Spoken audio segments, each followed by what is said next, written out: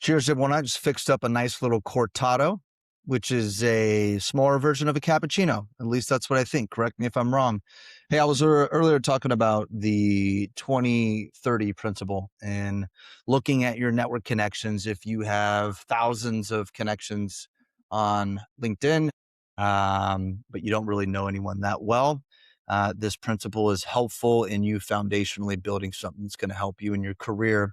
As we know, it's about who you know, not what you know in this modern era. So, with that, there is a system behind this, and I'm going to go into this a little bit deeper, starting by addressing some of the common misconceptions and the problems that we all deal with as it comes to networking, the cringy nature of it. I'm too busy, or I don't have the time to go about networking is a big problem that we obviously have to navigate through. Maybe it's I don't know what to say. I don't really have a lot of clarity behind it, and honestly, it's a bit stressful. Or maybe perhaps it's been a stagnant network for quite some time, and there's been long gaps between touch points and people that you would like to reach out to. I call that relationship decay. And the solution to all of this is what we like to refer to as generosity packets or packets of generosity.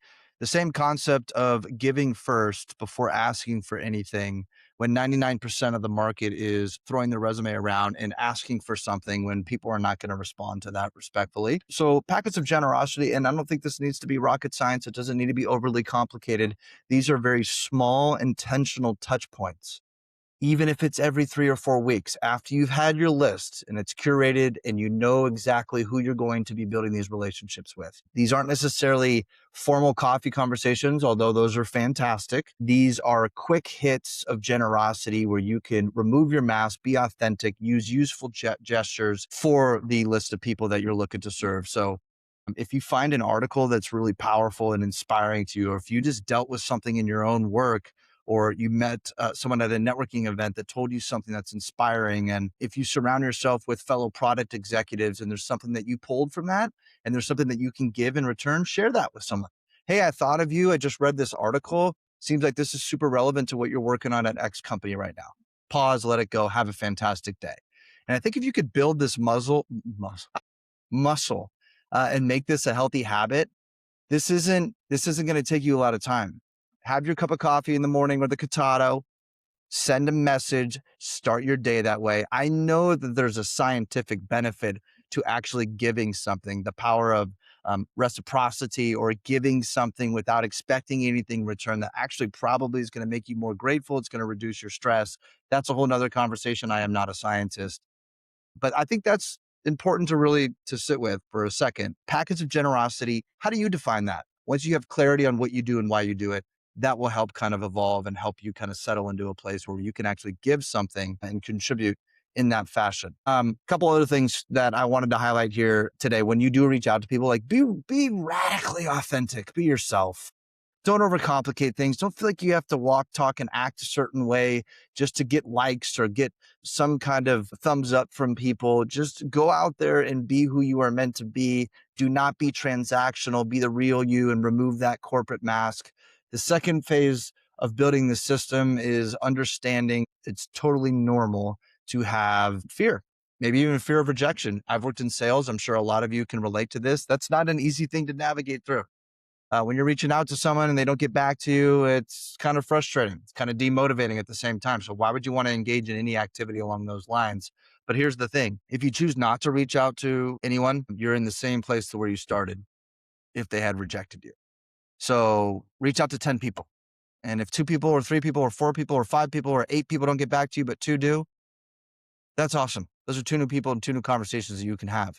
I think something to keep in mind here is what is referred to as the Benjamin Franklin effect. I don't know if anyone has heard of that before, but asking for help is an act of generosity, believe it or not. I think Ben Franklin, good old Benjamin, he reached out to his rivals and said, "Hey, can you send me that book that you were talking about the other day?"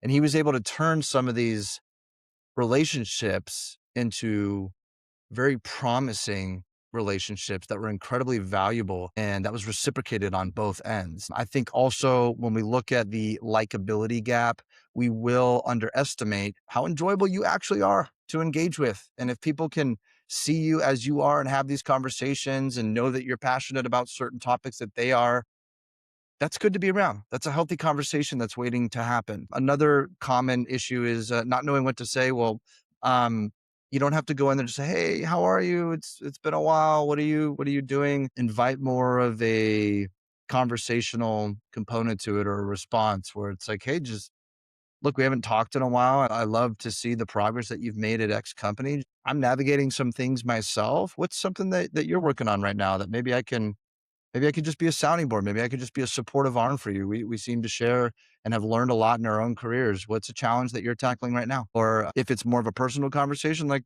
tell me something outside of work that people don't know about you.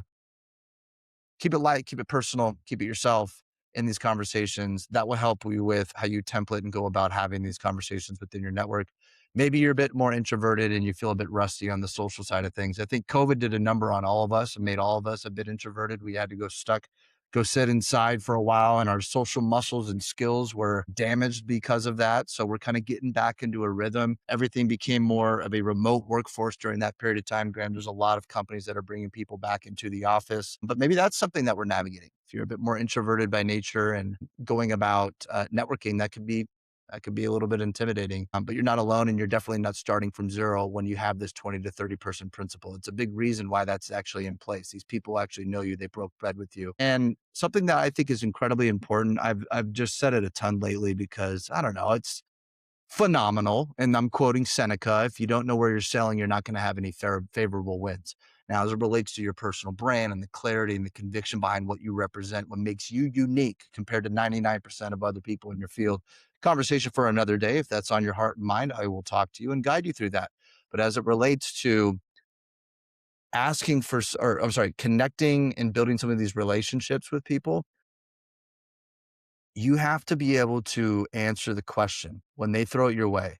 When they ask you, well, how can I help you? Don't just say that you're a software engineer who can do everything. Or just say, I'm kind of keeping my options open. I'm looking for a job. It's been 6 months. It's really hard out there. Or, hey, just let me know if you hear of anything. I get that all the time as a recruiter sometimes. Like, hey, okay, here's my resume. If you have any jobs, just let me know. That is not going to help your case. You need to be very specific with that answer. How can I help you? Here's how you can help me. Number one, your background speaks for itself. I have to imagine at some point in time, you're also going to be speaking to leaders at Series A companies, SaaS, B2C, whatever that niche is, that are trying to go to 0 to 1 with their product execution and strategy, or that are trying to ramp up their go to market strategy. I'm spitballing here, but you see where I'm taking this. Be very specific in the problem that you solve and very specific in your ask of this person. If they're going to refer you something, or if they're going to keep an eye out for a job opportunity or a good introduction to be made. Hey, I'm looking to connect with these type of people with these type of character that are interested in this and that are also similarly solving these specific problems at this specific company, at this specific industry. You get my drift. Over time, you're going to just have conviction behind that. You're going to have intention. And as you show up to those conversations, it's going to be seamless. The mindset shift, as always, starts with giving first, number one, moving from transactional to a relational intention behind who you're connecting with. These are human beings, after all, mixed with a lot of AI robots in this world today. Let's focus on being human beings first. Extraction and contribution. You're focusing more on contribution in this case, right? Look at the 30 people as ways like, if I could wake up today and spend 5 minutes and just do something that's thoughtful, make that a habit. It's going to make you feel better. It's going to help you build momentum along the way. You're going to have conversations. You're going to stand out from the crowd. I would say, lastly, we've talked about this a bit, but try to remind yourself and stack some of this momentum to help you come from a place of that's more of abundance and less of desperation. I know that we have life stressors, bills to pay, a lot of things to navigate as we go about thinking about what's next in our career, but people can smell that.